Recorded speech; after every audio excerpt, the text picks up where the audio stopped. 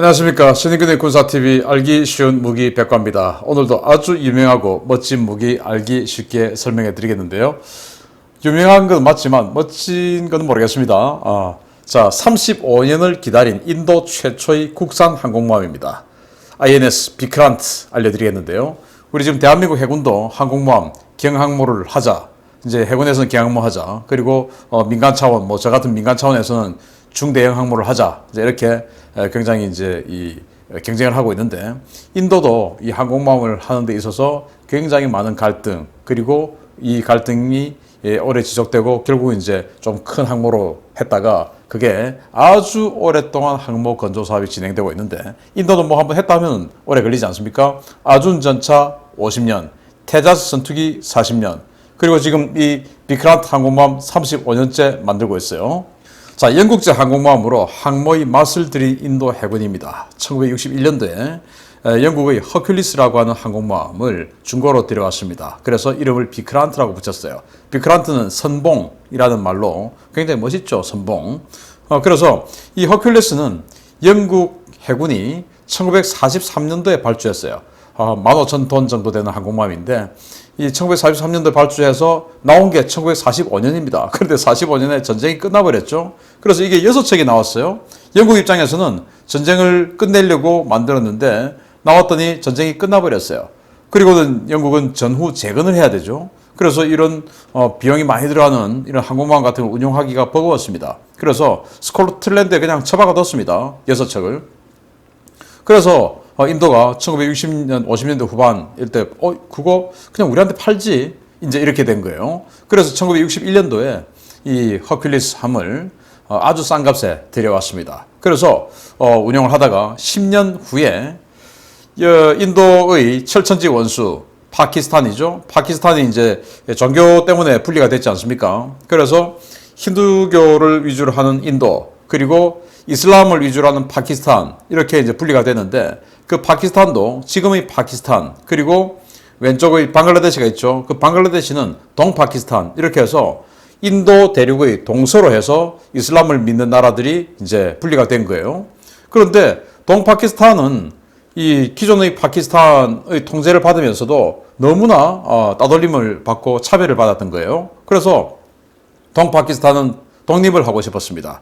인도 입장에서는 양쪽에 적을 두고 있는 것보다 하나는 우리 편으로 삼는 게 좋죠. 그래서 동파키스탄의 독립을 도와주죠. 이때 이제 이 비크란트가 출격해가지고 동파키스탄, 즉 지금의 방글라데시에 있던 파키스탄 군대가 한 개 사단 정도 군대가 있었는데 그걸 막 맹폭을 해줍니다. 이때 이제 굉장히 큰 활약을 하고 인도가 파키스탄 하고 전쟁을 또 일으켜 줍니다. 서쪽에서. 그래서 파키스탄하고 인파 전쟁을 해주고, 그리고 그 인파 전쟁을 하는데 집중을 해야 되기 때문에 동파키스탄에서 독립 전쟁이 벌어지는 것을 파키스탄 본토에서 제대로 대응을 하지 못하고, 이런 상황에서 이제 동파키스탄은 방글라데시로 독립을 했죠. 그래서 내가 방글라데시 건국의 산파다라고 이제 이렇게 자랑하는 겁니다. 그러다가 항공모함 운영해보니까 너무 좋거든요. 그런 중에 인도를 식민지배 오랫동안 했던 영국이 이제 뭐 식민지에서 나오는 경제가 별로 없으니까 경제가 어려워지죠. 그래서 1980년대 아주 다이어트를 하게 됩니다. 바로 해군력을 다이어트를 하는데, 그래서 정규항모, 아크로얄급 정규항모를 대규모로 이제 퇴역을 시키죠. 그래서 야, 항공모함 써보니까 좋던데 이거 너무 작아서 좀 아쉽다. 15,000톤이니까. 그런데 영국이 지금 아크로얄급 막 퇴역시키네. 허미스 그거 우리 줘 해가지고 이 28,000톤짜리 허미스 항공모함을 사옵니다. 그래서 그걸 비라트라는 이름을 붙여서 인도는 듀얼 캐리어 항모 두척 체제로 이렇게 운영을 하게 됩니다.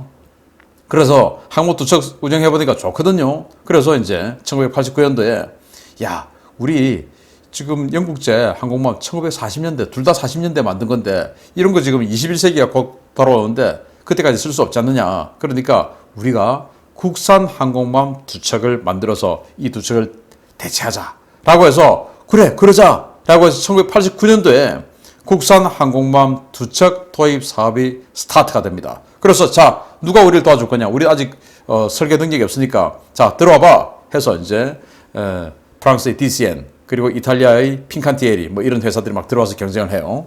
그래서 DCN이 그 사업을 수주를 합니다. 설계 사업을. 그래서 DCN하고 협업을 하는데 해군은 처음에는 한 2만 5천 톤짜리, 그러니까 허미스, 즉 비라트급 정도 되는 덩치는 가지고 싶었던 거예요. 그런데 이렇게 막 하다가 냉전이 끝나버렸네요. 그래서 인도 정부가 야 우리 돈도 없는데 무슨 뭐 2만 5천 톤이야. 그냥 이탈리아에 보니까 주세페 가리발디라고 13,000톤짜리 항모 있던데 그것도 뭐 그냥 좀 쓸만하더라. 그냥 그런 거로 가. 이렇게 해가지고 13,000톤짜리 정도 되는 아주 작은 항공모함을 건조하기로 하고 이 사업을 스타트를 시킵니다. 그런데 해군은 그러기는 싫죠. 아니 28,000톤짜리 항모 맛을 봤는데 어떻게 13,000톤짜리로 가겠습니까? 그래서 안 돼요 뭐 해가지고 이때부터 해군하고 정부하고 계속 이제 경쟁을 해나갑니다. 그러다가 결국 1999년도에 해군은 그래 중형 항모를 해라 라는 그 허락을 받아냅니다. 우여곡절 끝에 승인된 ADS 프로그램이에요.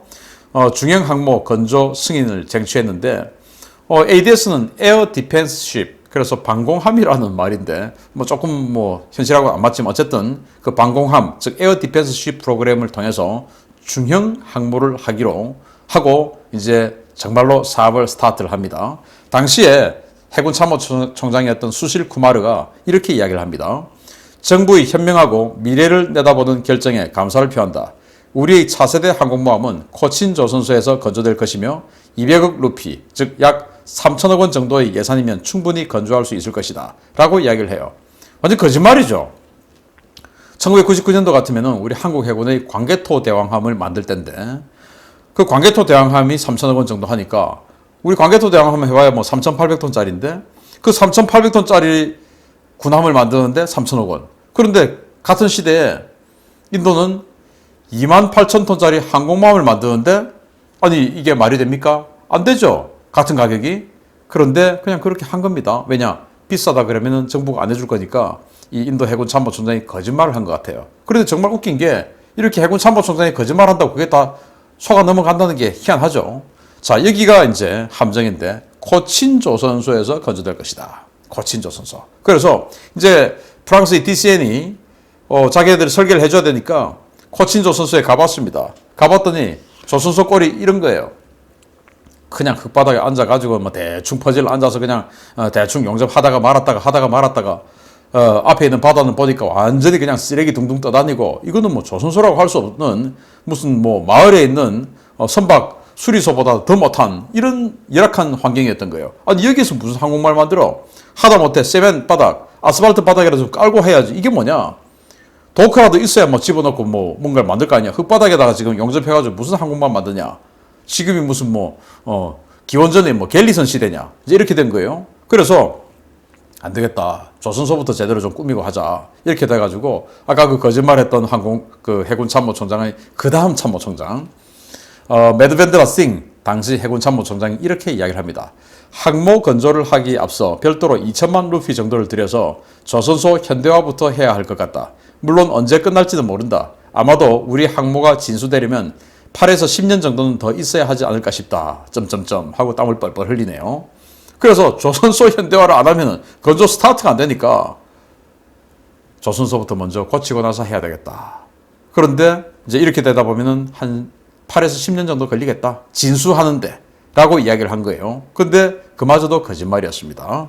자, 그래서 원래는 프랑스의 DCN이 설계를 해주기로 했는데 DCN 나중에 좀 어려워지고 회사도 다른 데 넘어가고 우리 한국의 STX가 사고 이렇게 했죠. 우여곡절이 있었고 어쨌든 인도도 다시 사업을 재발주를 합니다. 그래서 설계를 이탈리아의 핀칸티에리가 먹었어요.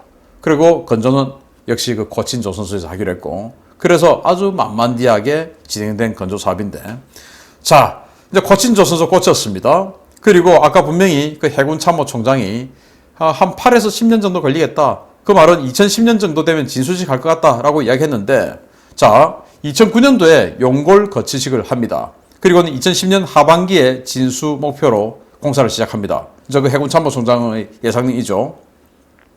그래서 추진체계 문제로 2011년 3월에 건조 지연을 발표를 합니다. 그리고 2011년 8월에 선체 건조 75% 완료했다라고 발표를 합니다. 그리고 2012년 12월 29일 날 하도 사람들이 왜 빨리 안 되냐? 왜 빨리 안 되냐? 아니, 해군 참모총장이 8에서 10년 걸린다고 했는데 지금 그 말 한 지가 저 며칠 후면 10년 지나간단 말이야. 이거 말 왜 책임 안 져? 라고 하니까 그러면은 선체만 진수하고 진수식을 해야 되겠다라고 결정합니다. 그리고는 이제 2013년 8월에 결국 11년 차에 선체만 공식 진수 행사를 합니다. 선체라고 하는 것은 그냥 배의 동체예요.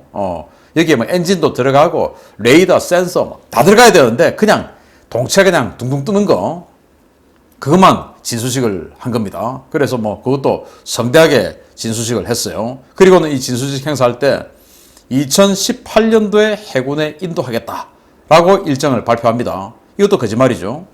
그래서 이제 2015년 6월 10일 날 아일랜드 구조물 설치 공사를 완료합니다. 아일랜드가 이제 함교죠. 이제 건물 있는 완료하고 그리고는 이제 내부 공사에 돌입하는데 아일랜드를 만들어야 그게 레이더도 붙이고 하는 이제 이 센서류 부착 작업이 들어가는데 이게 제일 어려운 거죠.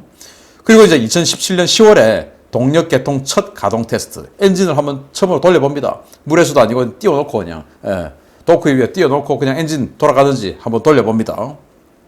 그리고 2020년 11월에 스크류를 갖다 붙이고 또 돌아가는지 한번 해봅니다. 돌아가네?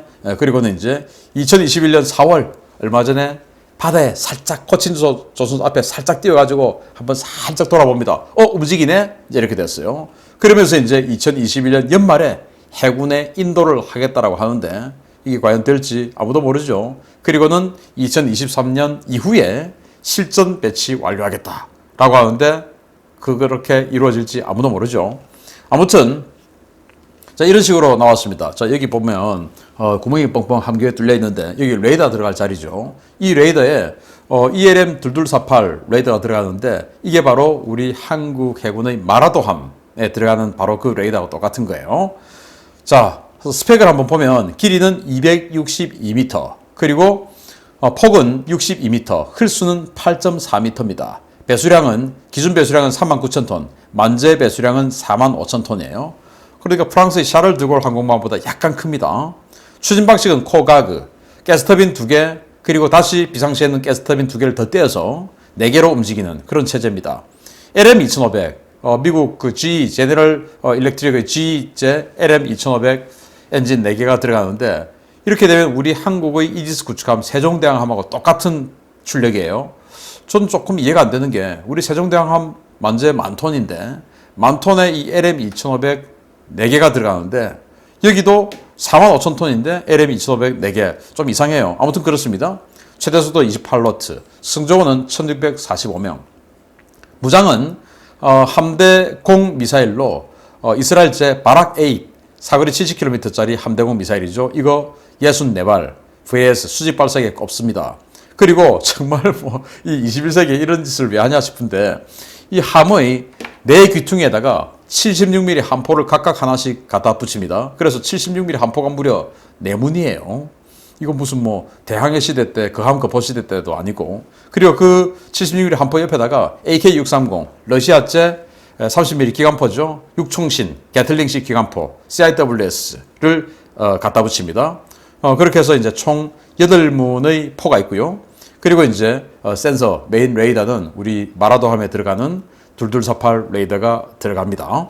그리고 여기 이제 함재기는 원래는 미그 29K를 26대 운용하기로 했는데 이게 이제 점점 바뀝니다. 그래서 미그 29K를 12대만 하고 테자스 전투기의 해상형 LCA죠. 이거 8대에서 20대로 하자라고 조정이 됐는데 이것도 지금은 야 그러지 말고 쌍발령 해가지고 5세대 전투기 만들어서 테드 BF 그걸 하자라고 지금 또 다시 바뀌고 있어요.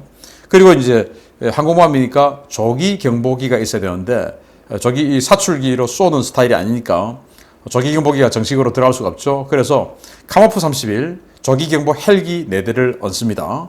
그리고 시킹 대잠 헬기를 6대를 얻는데 이것도 이제 바뀌어서 시간이 너무 늘어났으니까 바뀌어서 미국제 MH60 이거로 교체하는 것으로 지금 가닥을 잡고 있습니다. 이렇게 해서 총 헬기까지 다 포함해서 한 40여 대의 그런 함재기 탑재 능력을 가지는 그런 항공모함이 됐어요. 자, 그런데 비크란트를 위해 대기 중인 차세대 함재 전투기 테드 BF 이게 뭐냐? 바로 테자스 전투기를 쌍바로 하고 부분 스텔스 설계를 적용해서 개발 중인 인도 해군의 차세대 함재 전투기입니다. 5세대급 전투기 성능 구현을 목표로 개발이 진행 중이며 전반적인 성능은 프랑스의 라팔 M 수준으로 평가됩니다. 오는 2026년에 첫 비행하고 2030년대 초반에 전력화를 목표로 개발 중인데 이렇게 실제로 될지 아무도 모르죠. 왜냐? 인도는 한번 했다면 오래 걸리니까. 인도가 계획보다 빨리 사업을 종결한, 개발 사업을 종결한 무기체계는 한국의 K9 자주포 라이센스 사업밖에 없었어요. 한화 디펜스 직원들이 가서 워낙 사업 관리를 잘해주니까 그것만 유일하게 예상했던 것보다 3개월 당겨서 그것도 사업을 종료하게 돼가지고 인도의 모디 총리가 산티 뭐 이렇게 너무 좋아 이제 이렇게 했을 정도예요. 그래서 테자스 전투기, 이 테드 BF라고 하는 이 전투기의 모체가 테자스인데 그 테자스를 쌍발화시키고 주둥이하고 이런 부분적으로 좀 각을 좀 줘가지고 스텔스하게 좀 디자인하고 해서 스텔스기라고 우기고 그리고는 이제 5세대 전투기라고 우기는 이런 전투기를 만들겠다라는 건데 이게 과연 테자스가 40년 만에 나왔는데 이게 10년도 안 돼서 뚝딱 나오게 될지 그건 뭐 역사를 보면 믿기 힘든 이야기죠. 그리고 이 비크란트 항공모함도 1989년도에 스타트해서 2023년도에 전력화를 목표로 지금 진행 중인데 그러면 34년 아닙니까? 35년. 사실은 앞으로 지금도 진행 중이기 때문에 과연 23년에 될까? 저는 어렵다고 봅니다. 그래서 인도 해군의 미래 그 자체죠. 비크란트 항공모함 순항할 수 있을까? 아직은 모르겠습니다. 그런데 이제 최초에 우리가 다시 기억을 1989년도로 돌아가 보면 그때 분명히 비크란트 그리고 비라트 항모 두 척이 있었죠. 그래서 항모 두 척을 건조하기로 했습니다.